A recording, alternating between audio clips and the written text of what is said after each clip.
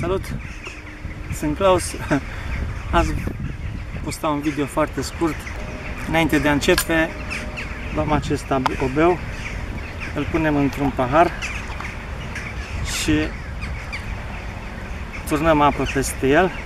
E apă, nu e altceva.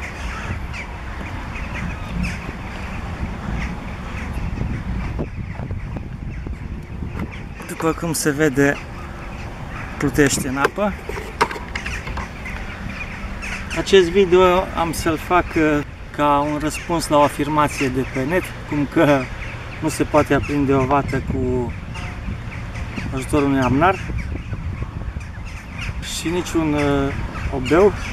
Nu voi comenta foarte mult această afirmație, în schimb o să demonstrez cum se aprinde o vată cu un amnar, chiar un obeu, după ce îl pun în apă, fără a folosi niciun combustibil, doar cu ajutorul unui amnar. Astăzi de asta am ieșit, doar ca să demonstrăm faptul că, deci mai ales vata și mai ales obeurile se aprind extrem de repede cu ajutorul acestor amnare. Am luat doar două cu mine, ăsta e amnarul meu preferat, ăsta e primul meu amnar. Dacă vă uitați la el, vedeți cât e de uzat. La un moment dat, soția era disperată, fiindcă inclusiv focul la aragaz îl aprindeam cu amnarul, ca să nu mai vorbesc de toate ieșirile care le făceam. Nu am spus niciodată că sunt expert. De multe ori învăț odată cu dumneavoastră atunci când fac un clip. Învăț și eu și învățăm din greșeli sau din reușite. Ok, sper să se vadă.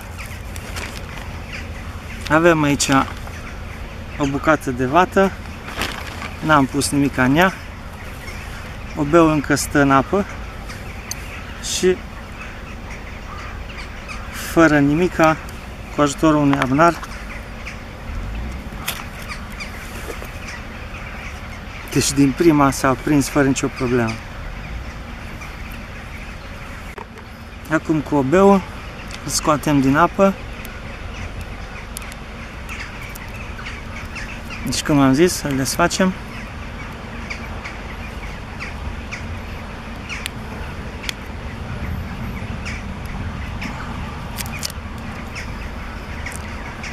Îl desfacem frumos.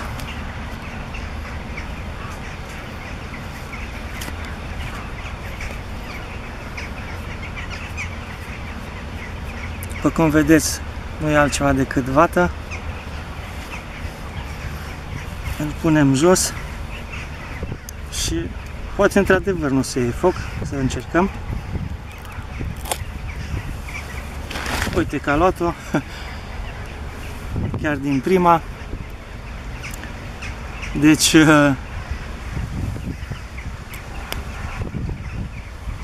se aprinde din prima și vata și obeul fără să turnăm nimic pe el. Acum, dacă tot am ieșit, stați să sting focul, să nu facem un incendiu pe aici. Dacă tot am ieșit, sunt multe tehnici de folosire a amnarului. Unii țin amnarul fix și dau cu strikerul peste vată pentru a produce scânteia. Alții susțin din contră că ții strikerul fix și tragi în spate de amnar. Ideea e că nu e greșit niciun procedeu, atâta timp cât poți să aprinzi focul. Vata nu are nevoie decât o scânteie foarte mică pentru la foc.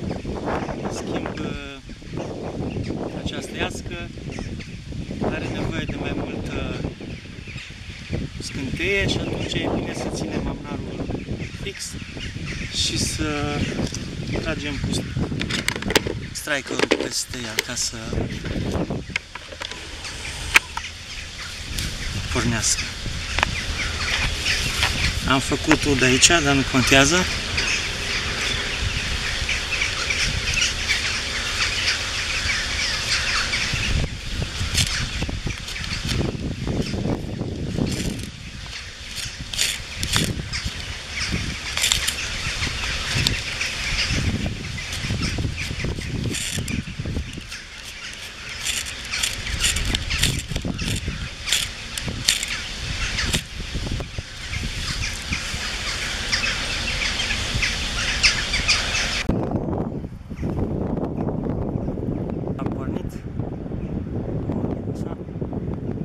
Dacă o lăsăm mult, această iască va arde și va produce scânteia necesară pentru aprinderea focului. Deci dacă am reușit să pornim această iască, să producem jarul care avem nevoie de pentru un foc, vă dați seama că pentru o bucată de vată e ceva foarte simplu. O să stingem acum. Cam asta am vrut să vă spun astăzi. Asta a fost povestea cu vata care nu ia foc decât dacă e imbibată în ceva combustibil. După cum ați văzut, o demonstrație face mai mult decât 1000 de cuvinte. Am aprins inclusiv vata, inclusiv obeul, inclusiv această iască, cu ajutorul unui amnar. Să nu uităm că de câte ori pun câte un filmuleț pe YouTube, învăț și eu cu dumneavoastră odată, învăț cum să aprind un foc, învăț cum să fac un adăpost, învăț cum să fac o mâncare, nu sunt expert, sunt doar un om care încearcă să facă ceva. Asta am vrut să vă zic, asta v-am arătat, v-am demonstrat. Vă las ieșiri cât mai plăcute și Doamne ajută!